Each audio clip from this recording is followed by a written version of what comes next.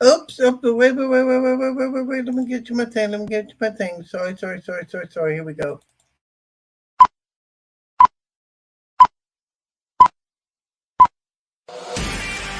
Welcome to Animal Football Insider, your weekly look into the happenings of your Super Bowl champion Tampa Bay Buccaneers, the Florida Gators, and all things related to football.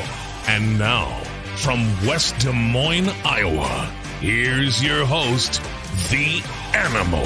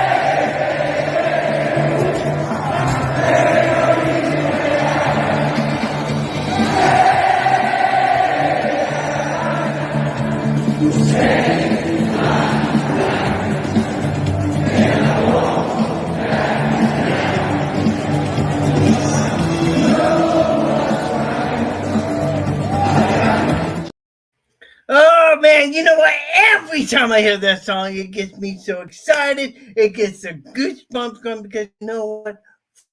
Football is finally back, and it's already gotten underway with a couple of preseason games that are underway tonight. One that's taking place New England, I believe it's Houston. Seattle will be in Minnesota later on tonight. Preseason action. We'll try and get you update as we go along. Welcome to this edition of the Animal Football Insider. You're surely the animal coming at you from the confines of West Des Moines, Iowa, on a night where, well, you know, we're one day away from the start of preseason. Trask, Mayfield, Raymond James Stadium against the Pittsburgh Steelers. It's going to be a great game, and I am most definitely looking forward to the competition. But there's also a lot of other positions too. And during the course of this show, we'll talk about that a little bit. We'll talk a little bit about the Gators because they had a scrimmage today. We have some interesting notes, and we'll talk about that too. Now, we were supposed to have J.P. Peterson, formerly of WFLA TV, one of the best announcers, broadcasters you ever want to hear. But he's got his own radio show and the podcast actually through YouTube and Facebook. And he was going to join us tonight. However, he was unable to. But for the first time ever, I was able to pre-record him. Now, coming up in just a minute or two, we're going to see, hope and pray that this works, and see what happens. I've never done a pre-recorded before. I've always wanted to, so we're going to see how this goes. And I have a time to come off here in just a couple of minutes. So if you see JP Peterson in the middle of my conversation, don't worry about it. It's all good. Couple of interesting things that you'll hear about through the interview. It includes a report that has come out about the possibility of Baker Mayfield becoming the new head coach of the not a new head coach, but Baker Mayfield getting the starting job when the Bucs take on the Minnesota Vikings. I, the writer who wrote the story is a very credible writer. I'm not saying he's not lying, but you never know. You never know what's going to happen, but you never know. They may have made a decision or not. We're going to find out. Certainly, J.P. Peterson talked about that a lot on the broadcast here. So, without any further ado, here, if you stand by just a minute, hopefully this works. I've never done this before. I had a conversation with J.P. Peterson a little while ago. We talked about the Buccaneers, a little bit about what's going on with the Gators and the Seminoles, including the development that happened there. And some interesting news, breaking news regarding the Tampa Bay Rays. So coming up in just a second here, Again, I'm hoping this thing goes through. Conversation with JP Peterson should be coming up momentarily. So hang on here. Hopefully this thing goes. Okay, and so should be on by now. There we go. Okay. Did it go? Okay, let's see here if it went. Okay. There we go.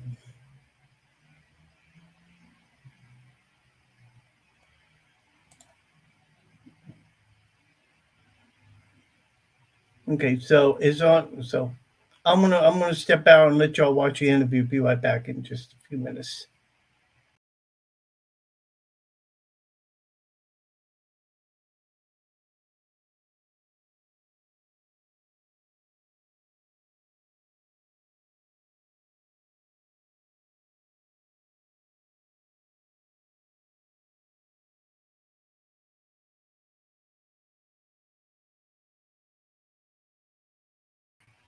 Okay, hang on. Let me have something here. So hang on. Okay. All right. Sorry about this, guys. You might be seeing on my Facebook page an interview with JP Peterson.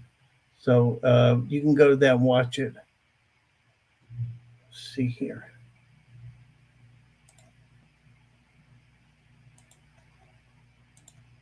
Okay. So anyhow, I hope that you guys are watching it, and he said some pretty interesting things. So talked about the what's going on with the Seminoles and everything. Like I said, join my Facebook and Twitter and watch it. And we'll be right back.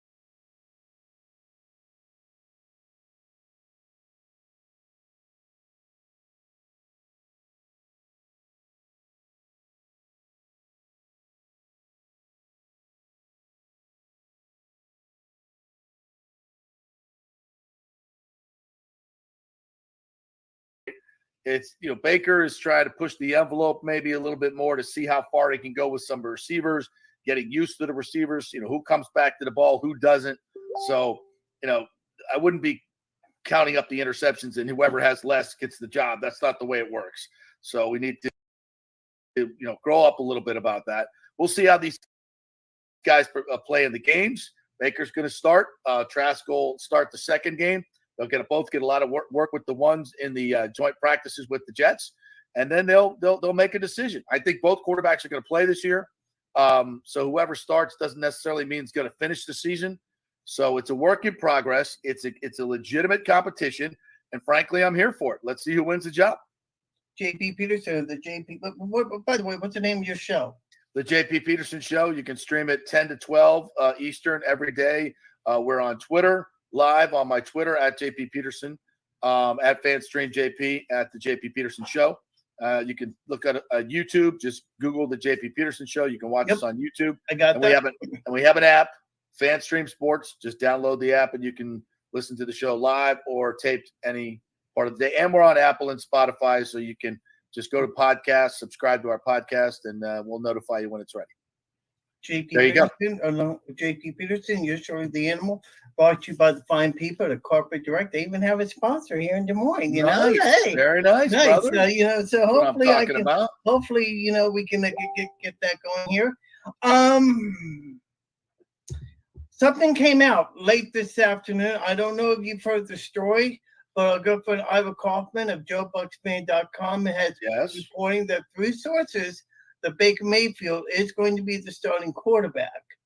Now, I love Ivor Kaufman. Don't get me wrong, but to hear the story come out the day before the first game of the preseason, I just think it's kind of odd that would even happen. Well, Ivor's a great reporter. I mean, no doubt. Reporting that, he's talked to some people within the organization. And so then I would put my entire faith in that because Ivor knows what he's talking about. Oh, yeah, no doubt. But that doesn't mean Baker Mayfield won't get injured. He's been injured many times. He's not the biggest guy in the world. He plays, with some reckless abandon. So, like I said, it's a journey. I think we're going to see both quarterbacks play, and I think it's going to be probably a season-long competition. But listen, if Baker gets the job and he plays well early and he seizes it, like Geno Smith did last year with Dave Canales, then that's good for the Buccaneers. That means that they're playing well and they're winning football games. I love Dave Canales. I love his energy. I love what he brings to this team. Yeah. And for the first time, I say to myself, besides Tom Brady, there's a lot of hope in the future for this offense. Yeah. Dave Canales is a very charismatic guy. Now, he hasn't called a single play in the NFL yet in a game, so we don't know how this is going to turn out. And listen, I expect this offense to struggle early. You've got definitely, yes. You have a neophyte right side of the line that I'm not convinced are the two best players for the job, to be honest with you, Cody Mock and Luke Gedeke. They're going to have to prove that to me. If I were the Buccaneers, I would go with more veteran players, but they also are looking towards the future. These are 2 second-round picks. They're high picks. They want to develop them, but I think they're going to struggle early on the right side. Dave Canales calling plays. He's learning on the job, so that's going to be a bit of a growing pains thing. So. They've got questions on the offensive line. They've got, 2 great receivers. I think Evans is going to have a huge season. And Godwin, I think both of those guys I would pick up in fantasy. I think Rachaad White's going to have a good year. But I think it's going to be a little slow to get going. I think, game 3, game 4, game 5, they're going to hit their stride. And I think they'll be better in the second half of the season, second 2/3 of the season. 2 years ago in Carolina, we had a running back by the name of Ronald Jones. That ran for the longest play in Buccaneer history, longest offensive play period in Buccaneer history. And a lot of people wondered why, Bruce Arians and company was so down on this guy. Now we find out that he had a suspended 2 games for drugs. I mean, is this a problem what do you know about all this? Because it seems to me that if this guy had a personal problem, the Bucs should have addressed it. Well, listen, you can only do what you can do as an organization. It's ultimately the player is responsible for his own behavior. No, I agree with that. And I can tell you that the Bucs tried to get him, to be more interested in reading his playbook, to be more committed to the game. Animal, they're guys that come into this league and they want to be famous and they want to play in the NFL. And then there are guys that come into this league that want to be great at their craft and get better every day, like Rondé Barber. And there's usually one or the other. And Ronald Jones is the former. He's the guy that want to be a star, an NFL football player, but wasn't willing to put in the work. He had all the tools in the world, great size, great speed, but you just never know until a guy gets here, what his work ethic is going to be like, what his commitment is like, how he reacts to, having money in the NFL, what are his behaviors once he gets money and a lot of it. So it's hard to predict at times. And I think, that's what happened with Ronald Jones. He just was not committed professional. And I think it's no surprise to me what's happened to him. I love how you do folks, this is what makes J.P. Peterson so good, because he knows how to do the segue. Find your barber, Hall of Fame. You were there. Take us behind the scenes of it all. Man. It has been awesome. Well, I went to the induction ceremony with my son. We sat in the crowd, and so it was very much fanboy me. I never wear jerseys. I'm not a jersey guy. And I wore Rondé's jersey. Even a Florida State guy. I wear Florida State gear, but I don't wear jerseys. I don't wear another guy's jersey. I'm just not a jersey guy. Okay. So, which is, and if you are, fine. That's all good. Right? No. I get that. Go ahead. Yeah. So go ahead. So, but I fanboyed that day, and I wore Rondé's jersey, and I did a TV show with him for 5 years at Channel 8. So we became very close. So it was very emotional for me, because I watched this transformation from a guy who struggled to get onto the field to a guy that literally got better every single day, took his craft so seriously, was the toughest mofo I've ever seen play the game of football, was the smartest guy I've ever seen watch film, and I watched film with them a lot. Was just the most giving person to his teammates. And when he was on the field, he was a son of a bitch, man. I'm telling you, that guy flipped the freaking switch, and he was a son of a bitch. He was a badass to play against, and to watch that whole thing come to fruition, and to get to Canton and to finally get his due. He never thought that he got the credit that he deserved, and he would bitch to me all the time about it. And he was right. He never got the national recognition he deserved. He should have gone to 4 or 5 more Pro Bowls. But as he said in Philadelphia on that fateful day after he returned it 92 yards for the biggest play in Buccaneer history, he said, F the Pro Bowl. I'm going to the Super Bowl. Yeah. And you know what? And those critics drove him all the way to Canton. So as he thanked them all for doubting him, and he was uncommon. That was the theme of the speech. He was uncommon. Now, I'll take you behind the scenes at the party. CeeLo Green was performing. Yes. Russ performed. Another one of his favorite artists.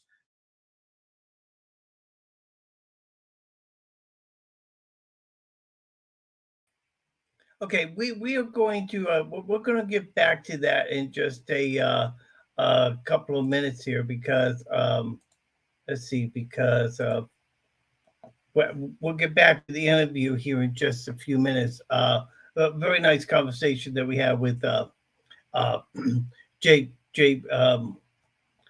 Peterson. Ron Meadows joins me back on this edition of Animal Football Insider, because he has another show that he has to go on in a few minutes, and wanted to hop on and talk about what's going on with the Florida Gators. And first of all, I had caviar this week in the room. I hope you like that. Yeah, I got a high price palate. I'm in. It was good. It was solid. You want to hear a funny story? I swear to God, this is a true story. I had a situation where I'm in my house all day because I work. I'm on the phones, right? And I go out and I go outside to go to get the mail. Nothing. Walk back inside, no problem. Later on this afternoon, I went out again, and I had a pizza with dough bread and 6 wings. Apparently, the pizza company, which I won't name, delivered the order to the wrong house. Oh wow! And you ate it? Well, no, not really, because I had been apparently sitting out there for hours, and it got ants all over it. But okay. Oh yeah, so I'm not going to eat ants if you know what I mean. Yeah, even though I'm there, you might be that hungry, but never. There you go. I trust me. I do have my lemons. How you been? Doing good, man. Doing good. Busy. I'm in the. This will probably be the last. This will be the last show from the 671 Northwest 120th Terrace Studios. I'm actually in the process of moving, so Really? this time Awesome. next week I'll be in a new house, and so the motif will be similar, but the location will be different, and a lot better Wi-Fi, by the way. So it should be pretty good. You ever heard of this organization called Buc-ee's? Huh? Absolutely. I was at Bucky's on Saturday night in Richmond, Kentucky. Wow. Yeah. It's my wife and I. We went on vacation a few weeks ago, and when we did, we heard about this Buc-ee's, but I didn't know what it was. The place is humongous. Oh yeah. Well, what's Oh also yeah. humongous is Graham Mertz, because from everything I've been hearing about Graham Mertz, sounds like to me he's the starter.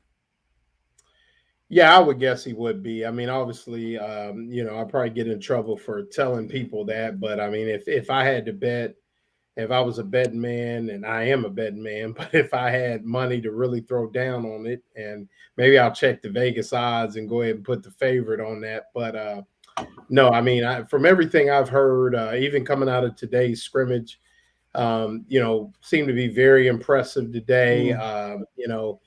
Hitting the short, intermediate passes. I think he threw a touchdown pass to Hayden Hansen, as well as Ricky Pearsall. Somebody said the Ricky Pearsall touchdown was kind of reminiscent of the Ike Hilliard kind of caught it, stopped on a dime, and then kind of changed directions to score the touchdown. But I mean, I don't think he threw any picks in today's scrimmage.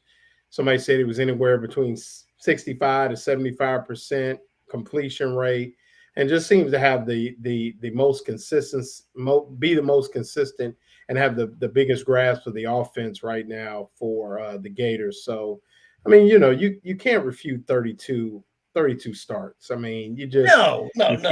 And you and But I it's both always, know he's but it's from always nice, right? But go it's ahead. always nice to have. It's always nice to have that competition. Yeah. Oh, yeah. Absolutely. And You know. somebody said to me, "Well, if they like Mertz so much, why was Billy Napier trying to go out and get another quarterback?" And I said, "Well, that's a good point." But I said the other thing is maybe he wasn't confident in what he had behind Mertz. So, you could look at it as it could be you could look at it two different ways when you think about it that way. I think that having somebody with experience that understands offenses. I mean, here's the thing about it. In the Big Ten, no, it's not the SEC talent-wise, but you can't refute the coaching talent, the schematics that they bring week in and week out. And, you talk about playing, the Penn States and the Ohio States and the Michigans. I mean, those they got some dudes now. So, I mean, what he sees in the SEC, he's not going to see any defense he hadn't seen.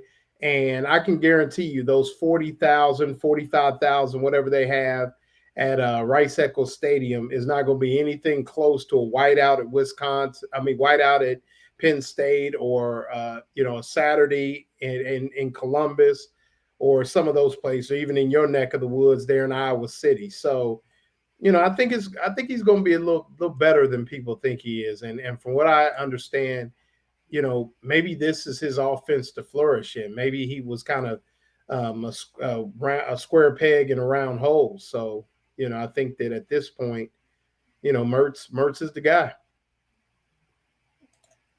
Juan Meadows joining us on this edition of the Animal Football Insider. Yikes! Yep. A lot has happened. A lot has happened this week, and not just with the Florida Gators, but also we saw with the Pac-10 is destructing before our eyes. The Big Eight is getting, they're also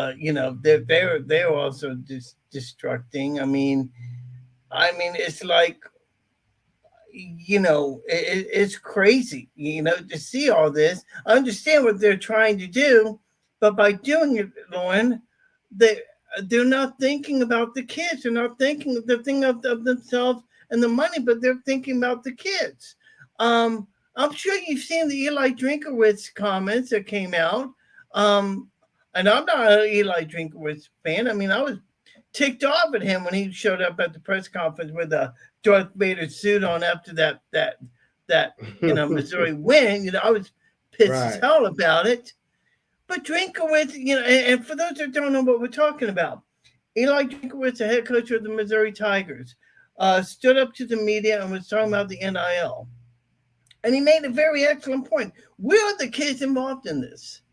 We understand about football, but what about women's softball? What about men's baseball? When they have to travel all across the country and not get into like 3, 4, 5 o'clock in the morning, knowing well that they have to go to school the very next day.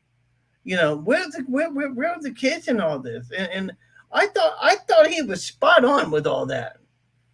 Well, yeah, I mean it's the quote unquote non-revenue / Olympic sports that I mean that's where they're really gonna feel the pinch. I mean, imagine the let's just say the Ohio State volleyball team having to go to USC for a midweek match.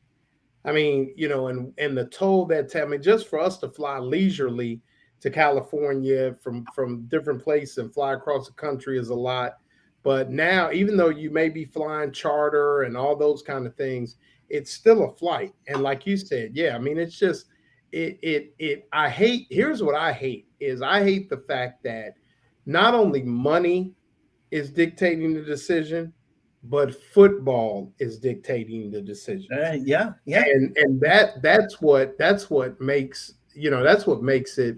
That's what I hate about it the most is it's forget. I mean, yes, it's the kids and it's soccer, it's field hockey, it's women, it's softball and all those things. And my neighbor is a baseball coach, and the things that going through and different things like that. Obviously, he won't have to go as far because the Gators. I mean, I think the furthest the Gators had to go would be Oklahoma, but the fact remains that all these decisions are being made, and I know football pays the bills from everything from the research facility to like I say, women's and men's soccer. But like you said, it's just like it's such a quick move, and everything is dictated by football. And it's like football has become. I mean, NIL has been dominated by football. Every faction of college athletics right now is being dictated by football. Now, obviously, it's a game we love. It's a game we grew up loving. It's a game we'll go to our graves loving. But at the same time, at some point, when does somebody say, okay, enough is enough? Because you've already had realignment. Now, this isn't even realignment. This is blow it up and piece it together. And then this NIL thing is only going to get worse. So now you're going to have there will be no have-nots that can compete. There will be none. I had a recruiting person tell me the other day, I mean, we were literally talking about a recruit, and he was saying the money has been raised. He didn't say, oh, he liked his visit. Oh, he liked the food. Oh, he had a good time with his host, so-and-so and so-and-so. The very first thing out of his mouth was, the money has been raised. Imagine that. That's where we are now. The money has been raised. I would love to get it. Which means it don't matter really. I mean, mom and dad can say all that bull jive about, education and we love the atmosphere and this, that, and the other. When a person that's involved in the collectives and things like that, like I said, says to me, the money has been raised, that's all you need to know. This thing is, thank God that the game is just as pure as it can be from the first quarter to the last, because otherwise we wouldn't even know it anymore. Lord Meadows, along with the animal on this edition of Animal Football Insider, brought to you by the fine people at Carpet Direct for all your carpeting needs in the Des Moines, Iowa area. Give my good friend Ben Taylor a call. How long do you have? Or you have to go? About 5 or 10 minutes. 10 minutes. Okay, cool. I was talking with a friend of mine, JP Peterson, and we were in the middle of a recorded interview, which we'll get back to here in just a few minutes. Talking about the Bucs and everything, and we touched on the Florida State situation. JP's a die in the wool Florida State fan. Nice guy. I love him to death. Just wish you would change allegiances. But nevertheless, there was an incident that took place this week. Darnell Jackson, he's a defensive lineman. He had transferred from Miami to come to Florida State because his mom was very ill and she was living in Quincy, Florida. And the NCAA put in a transfer request. Well, no, he put in a transfer request to transfer to Florida State. The thing got denied. NCAA denied it. Wow, this just in. And the bashing from Twitter on Mike Norvell was such unreal. And I kept thinking to myself, wait a minute, look, I'm a die in the wool Florida Gator fan, but folks, this is not on Mike Norvell whatsoever. This is on the NCAA for denying a kid to be with his mom. Well, yeah. What's Mike Norvell got to do with it? I really don't understand. The only thing he wanted to transfer to Florida State from Miami, right? To Florida, he wanted to transfer to Florida State. I guess maybe Mike Norvell gave him a guarantee that it was going to happen. I don't know, but Twitter just became irate over what was going on. Wow. And it's I'm watching this. I'm saying to myself, wait a minute, this is not on Mike Norvell. This is on the NCAA for letting a kid down. Thank God Mike Norvell has a heart and said, you know what, we're going to let this kid continue to practice and get ready for what lies ahead for him, which I thought was very classy on his part. But still, the actions of the NCAA are way out of line on this. Well, yeah, I mean, their inconsistencies is why we're here now. I mean, you think about it. I mean, you and I, I know, I'm 50 years old. I think you and I are very similar in age, and you remember a time where they couldn't, kids couldn't even buy pizza. You couldn't buy a soda for a kid. You couldn't, give him a few bucks to take his girl to the movies or any of those things, male and female. And these kids were starving, and they had an opportunity to get in front of this thing 20, 25 years ago. I know. They refused. Somebody was talking to me today, about the Ohio State scandal and the tattoos. And what I was telling them, and I agree, is if you give me something, right, it is mine. Whether I play a sport or not, I can then do whatever I want with it. I can give it to somebody. I should be able to trade it, whatever I traded for you gave it to me. Right. So I don't understand, so what if they would have traded their PlayStation for a tattoo? Would it have been, it's just so many inconsistencies, and that's why we are where we are right now, because of the NCAA and their infinite non-wisdom and not getting in front of this thing. Something that you should be following up here in Iowa and Iowa State. There's been a gambling problem here at both of the schools.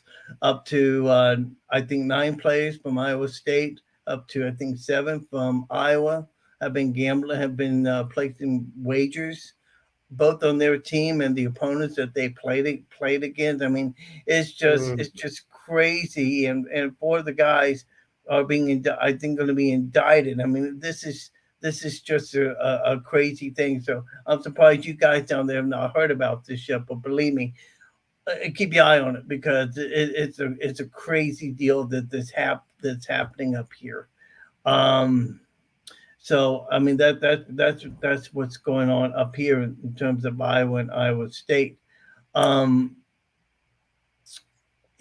Travis, how do you say his last? Etienne. He's been looking great. I mean, all the pictures, all the videos that I've seen, he's looked great, and I like the kid. I really do. Oh yeah, he's a player. I mean, I think the world. His older brother Travis is one of my favorite college football players ever. I'm a huge Travis Etienne fan from his time at Clemson. This young man, obviously, different running style, a little shorter in stature, a little bit more compact, but still able to make you miss. Can hit the home runs. Got home run wheels. Had the big long run against South Carolina. You remember, and yeah. I mean, can catch the ball out the backfield. Just really seems to be dialed in, and the one thing I like is you really see a symbiotic relationship and really a nice 1-2 punch with him and Montrell Johnson Jr. I think they push each other, and they really understand that it's a team sport. When I'm in, I'm cheering you on. When you're in, you're cheering me on. And I think they kind of relish the fact that they're one of the best 1-2 punches in the SEC.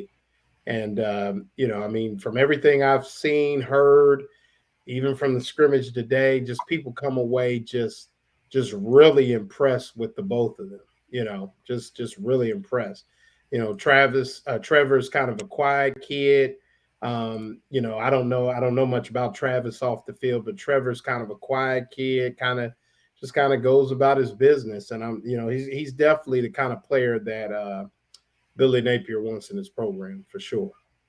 And every time I'm hearing about Aiden Mizell played well today in the scrimmage, Max Brown looked good. I mean, everything you're hearing about this team, I mean, you get nothing but positive vibes coming out of the camp. And they weren't ranked in the top 25, which was expected. Florida's not getting the respect, but this is what they live. This is what they love. And you hear Billy Napier talking, you know what? Bring it on. Just give us a disrespect. We'll prove it on the field. Well, yeah, I mean, right now, I mean, I think that at the point where, you could say Billy Napier is still in the middle of a rebuild, it's almost Definitely. like we're going to mow our grass first. We're not going to worry about anybody else's grass. We'll go to other people's grass here in about a couple weeks. But right now, we're going to mow our own grass. Let's worry about us. Let's focus on us. And, somebody brought up a good point. They have 27 new players on the roster. Yes. And if you look at the players, I think it was Shane Matthews that brought this up. You look at the players who were Florida's best players last year, they were also people that Billy Napier brought in. So, yes, I've been hard on him at times, but you have to give him, I mean, when you look at it that way, you have to give him credit. And the people he's brought in are people that I think he knows fits his system, or at least he really thinks they do. And so, I mean, I just think they've really taken the, I asked Montrell Johnson about this a couple of weeks ago at the media days, and he just said, we've taken on this shock the world mentality as a team. Nobody's really respecting us. And I think that top 28, top 30 ranking versus being in the top 25 is more of a reflection of the schedule. They play 5 teams in the top 15 that are on the schedule. And obviously to win 7 or 8 games, they're probably going to have to knock off a couple of those. And I think they will. But just because they've got some favorable matchups at home, plus Cam Rising may not be 100% at Utah. Yeah, that's what I'm hearing. Swing a little bit. So, yeah, I mean, I think it's just like you said, it's a bunker mentality. But, you hear about guys like Aiden Mizell, who's had a really great week going from the open practice Saturday and then had a good scrimmage today, I understand. And then Andy Jean, who's kind of came in from day one. Another name to keep in mind, Animal, is Najee Harris, freshman offensive lineman. Rob Sale was very high on him in the media availability a couple weeks ago, said he conducts himself like a player who's been in the program 2 or 3 years. So, I've met Andy Jean. I was very impressed with him. I was around him when Florida State was trying a late flip and things like that, and he's held fast to his Florida commitment. So, I mean, I think they've got some high character guys. Guys like Tyreek Sapp, who is a team first guy, believes in everything that Billy Napier's trying to accomplish with his team. And you got to have those guys. So you just start throwing out names of really good young men that I think really play a big role. And I think the Gators are on to something. Nick Telatorre in his post-game analysis after the scrimmage last week with the fans made an interesting point. We could have up to 15 to 16 freshman players on the field when they play Utah. So that's going to be very interesting to see what happens. I know you got to go. I don't know if you want to join me next week. I'm Anytime, sure man. I'm always down. All right, so maybe we can get together next week. You're more than welcome. And by the way, that link that I give you, that is always my link. All right, sir. Okay, that is always my link. If you just want to hop on for a few minutes and talk, you're always welcome. All right, okay? Man. Always a pleasure. Lauren, thank you very much. And I understand Buddy Martin's wife's funeral or thing is Saturday. It's going to be the movies with Miss Joni. So they're going to have, it's going to be nice. It's open to pretty much the public. She was very well liked there in Marion County at the Marion County Ocala Theater. They're going to have free popcorn, soda, and tell a few stories of a wonderful woman. And, I think this is going to be very nice for the Martin family. Obviously, they mean a lot to me. And really look forward to just being there and celebrating Miss Joni. Lauren, thank you very much. I appreciate it, man. Take care. All right, boss. God bless. Lauren Meadows joining me on this edition of the Animal Football Insider. We're going to remove him. Get him off my screen. Okay. How do I kick you? Oh, there we go. Okay. Joining me on this edition of Animal Football Insider. Okay. So we promised you that we would replay this interview that we did with J.P. Peterson. And I want to go ahead and finish it up right now. And give me a minute here because he said some very interesting things.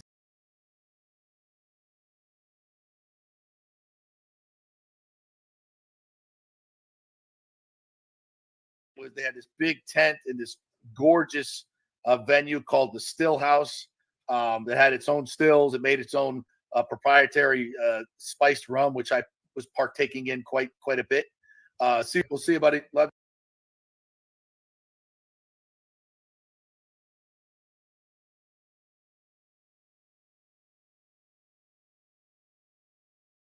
Played that another day. Sorry about that, folks, because it was a very good interview. Make no mistake. But you know what? Let me see if I can pull this up again, because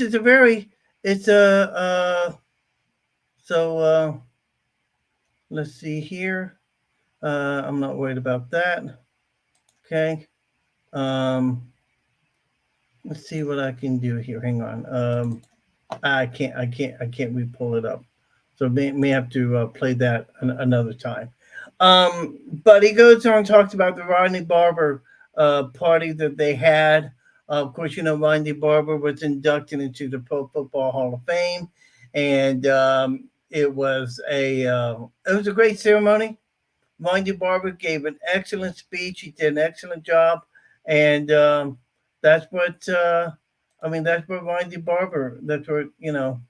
That's what Rodney Barber, always was. He would always give a great speech, and it was good. And of course, other members got into the Hall of Fame. I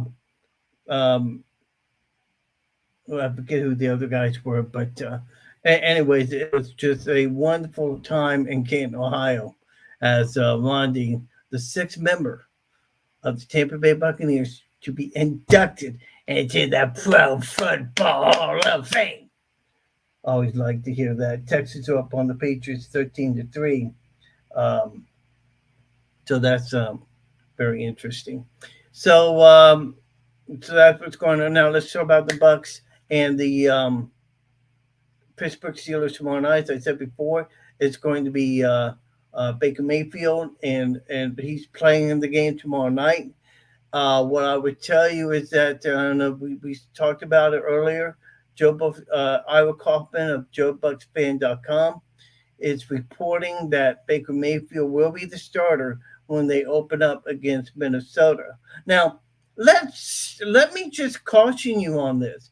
Just because that Baker Mayfield is going to be the starter doesn't mean that he could be the end up being the starter for the whole year.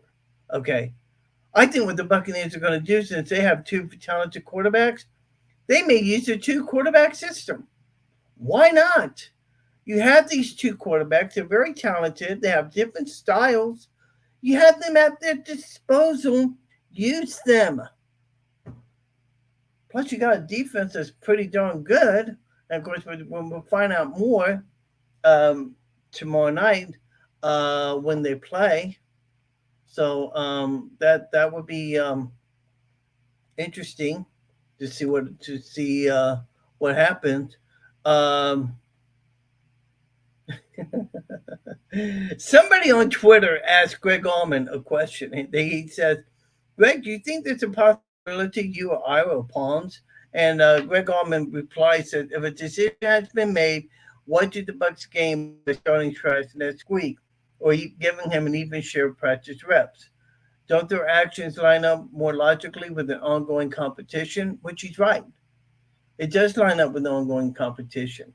I love Ivor Kaufman, and he's a great journalist. And but I would tell you that I truly believe that this competition isn't over yet. But we should see. Maybe I'm wrong. Maybe it becomes a case where maybe it becomes a case where things just doesn't work out. And Mayfield ends up being the starter. And the Gator in me says, Trash should start. He's been there. He's been drafted by the Buccaneers. By not starting Kyle Trask, here's what you've done. Okay, by not starting Kyle Trask, you've wasted a second-round pick on a guy of the nature of Kyle Trask. Okay. I'm thinking about Kyle Trask is he has to be there for 2 more years, unless the Buccaneers decide to waive him, which I don't see happening. I don't see happening whatsoever. Okay. Of course, there's some stories about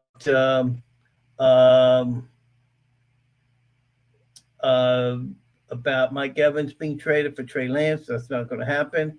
Greg Allman has been told that no decision about Week 1 quarterback has been made, and other reporters have been confirming that. So let's see here. Let's see. So I mean, I look at all these stories coming out of Twitter. On the Gators, David Waters, the Gator Breakdowns reports, Mertz did the simple things well in the scrimmage, not much down the field, but on fire, short, immediate crossers. Yeah, I mean, that's what I think we're going to see happen.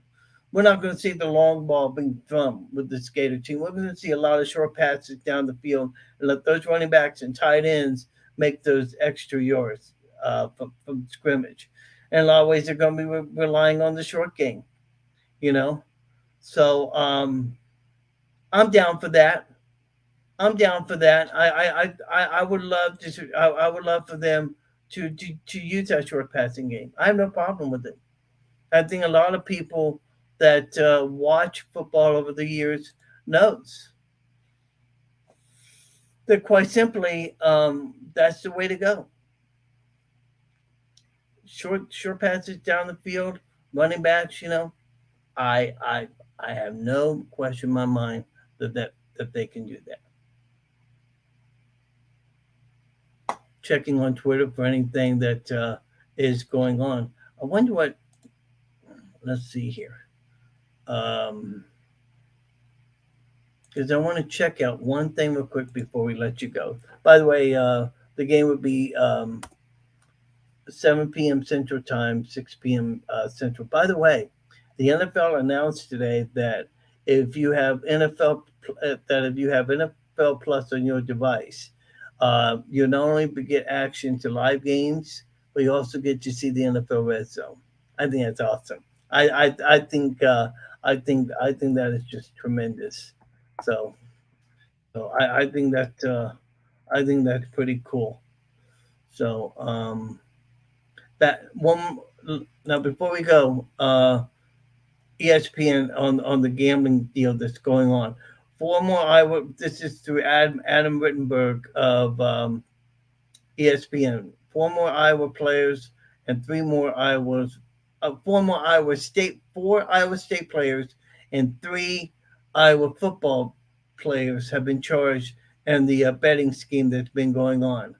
Jarrell Brock, along with Jake Grinsberg, defensive tackle Isaiah Lee, and tight end Deshaun Hennigan, all have been arrested, along with Iowa wide receiver Jack Johnson, former players Arlen Bruce IV and Reggie Bracey, and there was also a manager on the, I believe, Iowa State team that also got arrested. The sentences could carry up to a maximum of 2 years in prison and a fine ranging from $855 to $8,500. So that's the latest that's going on with the gambling thing at Iowa and also Iowa State. Obviously, no action this week in NFL football except for the preseason games. Bunch of games on Friday, some on Saturday, and then after that, July 31st, Gators in Utah. In Utah on Thursday, August 31st. Obviously, we're not going to have a show. In fact, that week, we're not going to have a show as I'm going to be on vacation, taking a little bit of time with the lovely one and enjoying that as well. I'm trying to figure out why my video never updated. I'm kind of upset by that. I know you guys are upset as well, so I apologize for all that. So we're going to go ahead and end our show early tonight. Next week, we have no idea who we're going to have. Probably Lauren Meadows again if he feels like he wants to join us. Now, I will tell you this, guys. We have a very special guest that's going to join us right here in the Animal Football Insider. He's big. If you're a Gator fan, he's big. I promise you, he is big. And I'm not kidding. So you want to be sure and be here for that on the week of September 21st. Okay? I'm not going to tell you who it is right now. I'm just going to say that it's big. And I promise you it's going to be big. And I am just stoked about it. I really am. So excited about that as well. Again, I want to thank the fine people at Corporate Direct for joining me tonight. JP Peterson also, along with Lauren Meadows, joining me as well. Other people that chatted in tonight, thank you very much and really do appreciate it. Well, it's been great. You all have a great day. God bless. And as I always like to say, you're not Gator. You're primed to be Gator bait. Good night, everybody. Thank you for watching Animal Football Insider. Be sure to join us every Thursday night here on Facebook Live.